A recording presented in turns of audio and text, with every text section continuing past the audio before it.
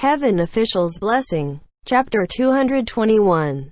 Audio source: WuXiaWorldAudiobook.com. Meet the Ghost King, hiding in the palace of Crown Prince. This time, Hua Cheng's smile wasn't fake. On the contrary, it was even brighter. Head priest was stunned, and he raised his hand, pointing at him. It's you? That child. You are that child. His finger and voice were practically shaking.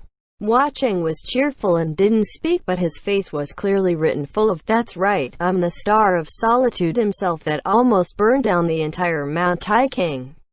Head priest turned over to demand, "Your Highness, what's going on? Explain a little." Xie Lian opened his hands and shrugged, smiling shyly. "It's just as you see." Head priest was completely shocked.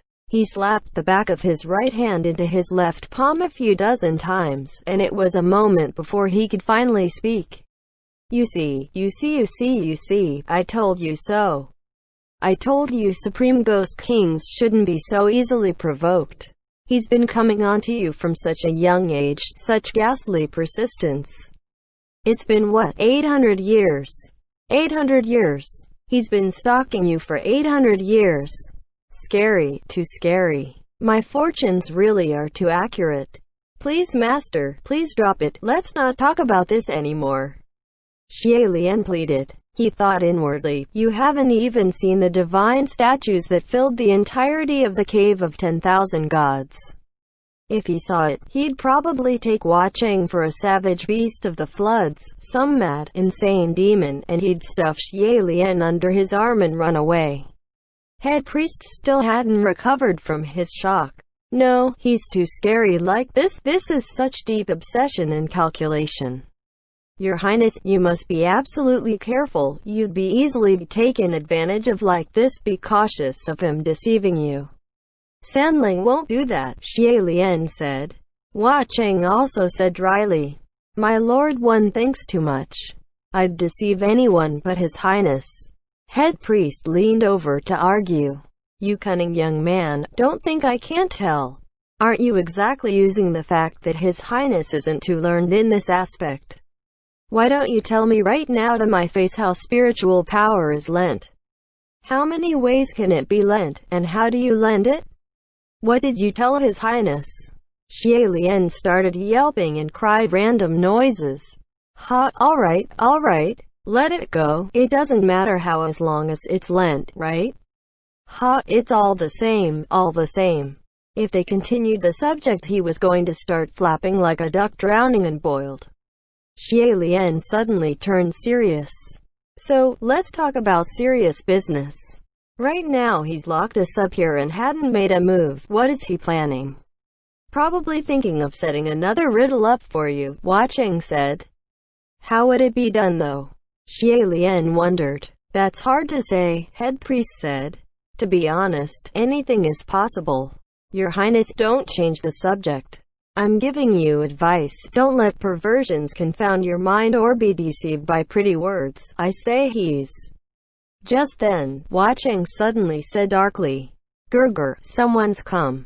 Don't think you can lie to me, head priest said. I'm not easily deceived like His Highness. But Xie Lian said, Ah, master, he's not lying to you. Someone really is coming. Let's hide first. Then, together with Hua Cheng, the two of them lightly pushed off with their feet and lightly leapt onto the beam on the ceiling, hiding away. It wasn't long before the sound of messy footsteps expectedly came from outside the chamber. A man kicked the door open and laughed wildly in pleasure. Wah, the heaven realm is nothing. Didn't it still have to be stepped under this ancestor's feet in the end? The moment the three heard this voice, they all became speechless. A green-robed man came swaggering in from the outside, and wasn't it indeed Qi-Rong that they hadn't seen for days? It seemed, not only did Junwu lock up all the heavenly officials, he'd also let loose all the monsters and demons. That those creatures could actually loiter and rampage the streets of the heavenly capital so freely, this was practically the toppling of reason, exceedingly bizarre. Head priest didn't think it'd be Qi-Rong either, and he stiffened. Qi-Rong pointed at him and yelled, You friggin' head priest, friggin' old man, undying old man. Remember how you looked down on me and wouldn't take me for a disciple? What do you think now? A slap in the face, right? It's karma. You deserve this kind of end. From behind him peeked a timid little head. It was Guz. It was probably the first time Guz had entered such a sumptuous building, and his eyes were widened, looking all over, like he wanted to secretly feel those jaded bricked but didn't dare. Qirong was proud and pleased. Good son, do you see? This here is the heaven realm, and now, it's me, your daddy's domain. Guz was shocked. Really, Dad? This place is so big. Of course. Qirong exclaimed. If you don't believe me, watch Patui, Patui, Patui. I'll spit wherever I please, and who'd dare to tell me off? Head priest. Guz hesitated for a moment, but still whispered, Dad, it's not very good to spit on the ground. It's so beautiful and clean here, you'll dirty it. Qirong was stumped. Head priest couldn't hold back any longer either. Take a look at yourself. How are you teaching kids? How old are you now and you still don't know how to be a good role model? Even kids are more mature than you. To be lectured from both sides, Qirong's embarrassment turned into anger, and he jumped up, cussing. You friggin' old man, what the hell do you know? Pretending to be some elder, I won't allow you both to discipline me. And you, how dare you speak to your old man like this, you ungrateful brat? Guz got scolded and stopped making sounds aggrievedly. After Qirong was done yelling, he then very guiltily wiped away the spit he spat with his feet, pretending as if nothing had happened, and cursed and cussed as he dragged Guz out. Before he left, he even wrote a line in big letters upon the most conspicuous wall of Lingwen Palace. The #1 Ghost King of the Three Realms, the Green Ghost Qirong, was here. After Qirong had exited Lingwen Palace, the blue Daruma doll Xie Lian tucked away in his sleeve fell out, landing in front of the wall that was written with those big words and the spit mark Qirong messily wiped away, and it spun madly, like it was crazy with rage. Xie Lian and Hua Cheng also leapt down, and Xie Lian picked up the Daruma doll anew. Head priest shook his head. Prince Xiaojing truly is 100 years like a day. His taste is incredibly bad. I can't believe he hasn't improved at all.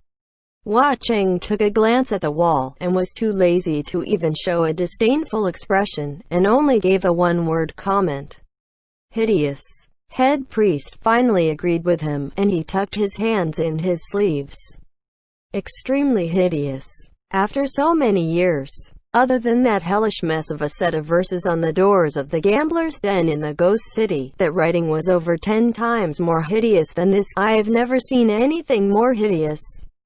Hua Cheng. Xie Lian, on the other hand, was desperately trying to laugh it over. Hot master, I've also seen that set of verses you speak of, and I thought it was pretty well written. It's very full of style. I rather like it.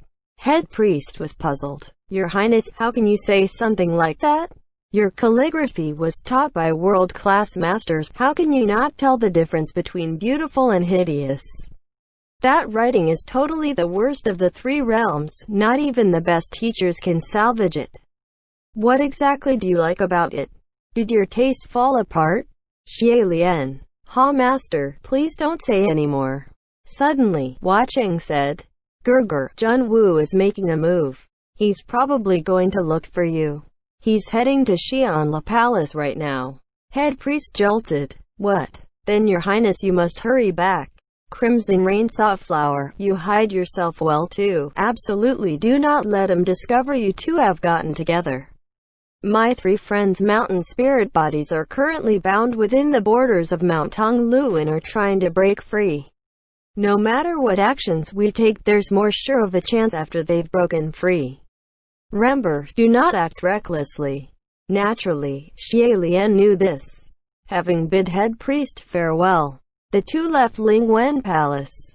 swiftly and stealthily flying past, evading countless guards and demons, and there were 4 more blocks before they reached Xi'an Palace when just then, Hua Cheng spoke up again. Gerger, there's 1 more block before he reaches Xi'an Palace. Xie Lian. He touched that monitoring silver butterfly, and before his eyes flashed a scene. Sure enough, with one hand behind his back and walking by his lonesome, it was almost 100 steps away before Jun Wu would reach the gates of Xi'an Palace. What should they do? Wouldn't this mean they would either get back after Jun Wu, or bump right into him? It must be known that the guards at the gates of Xi'an Palace were still petrified by Hua Cheng. Suddenly, the gates of the Divine Palace behind Jun Wu opened, and someone stood behind those doors, speaking up, "My lord." Jun Wu paused in his step and looked back. "Rain Master? What is it?" The one who stopped him was indeed the Rain Master. It was probably because Jun Wu had given instructions that relevant figures must not come close to the residence of the Rain Master, so other than guards, there weren't any other demons or monsters visible. She said very politely, "My lord, I have something I've forgotten to give you. Might I ask my lord to stop in for a moment?" Jun Wu inclined his head. "Very well." And sure enough, he turned back around. Xie Lian sighed a breath of relief. Thank God for Lord Rain Master. He decided after he returned he'd burn 18 tall incense sticks for the Rain Master.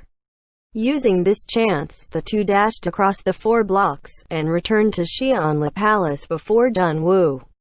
As they crossed through the doors, Hua Cheng casually waved his hand and released the spell on the guards at the gates. They were confounded for a moment, and completely did not notice anything amiss. Xie Lian sprinted back to the inner chambers, but before he had a chance to sigh in relief, his face changed again, since the guards at the gates had come to announce Jun Wu's arrival. Jun Wu had come so fast. It seemed the Rain Master hadn't stopped him for long. The two exchanged looks, communicating without words, and Hua Cheng turned to hide himself behind the curtains while Xie Lian hopped onto the bed pretending to be asleep, his back facing outwards. Just as he pulled the cover up, Jun Wu entered. He slowly came to the tableside and was quiet for a moment before he spoke up. "Xian Le, are you resting?"